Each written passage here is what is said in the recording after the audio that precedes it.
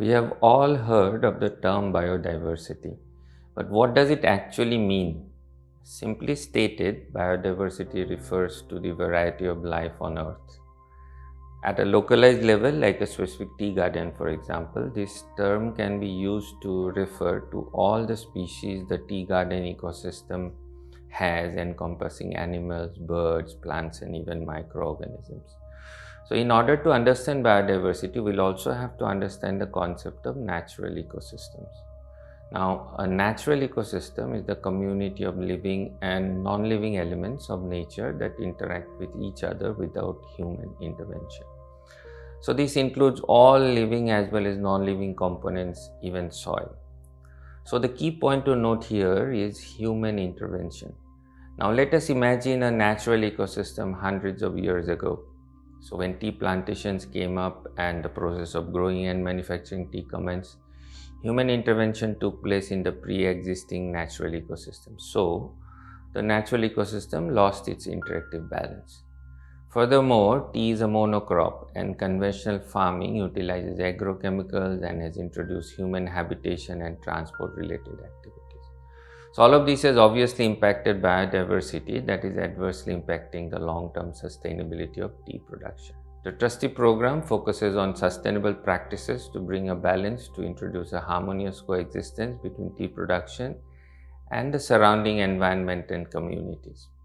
The program mandates implementation of a Biodiversity Action Plan or BAP, which is a systematic approach to understand, protect, and enhance biodiversity. A BAP involves a 5-step approach, beginning with a baseline assessment of the 3 ecosystems, land, aquatic, and zoological, followed by a risk analysis.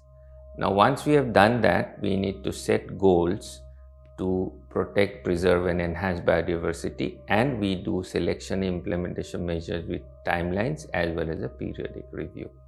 The BAP is the cornerstone of Trustees' approach towards preservation of biodiversity to ensure long-term sustainability of tea production.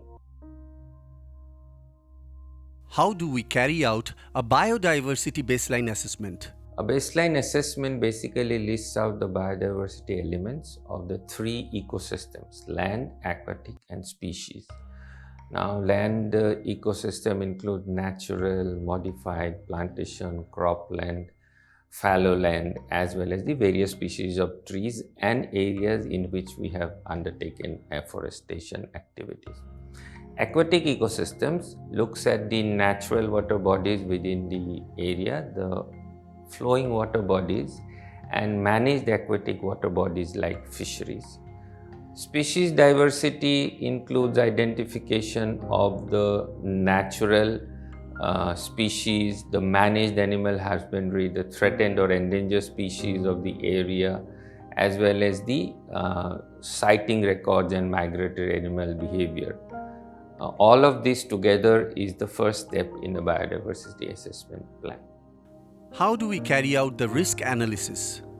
The risk analysis should follow the standard risk assessment methodology, identifying the probability of occurrence, severity, and likelihood of the risks to the identified biodiversity elements. What are the next steps after risk analysis? Post the risk analysis, the organization should identify its long-term goals. Now, aligned with the long-term goals, year-wise time-bound action plan is to be formulated to ensure protection, enhancement, and expansion of biodiversity within the area under the scope of the specific BAP. What is the review process for the BAP? The BAP review process is to be carried out with top management at a minimum of once a year. This can also be made a part of the annual Trustee program review. Further guidance and a model plan of BAP can be found in the e-learning program of the Trustee Code version 3 in our website.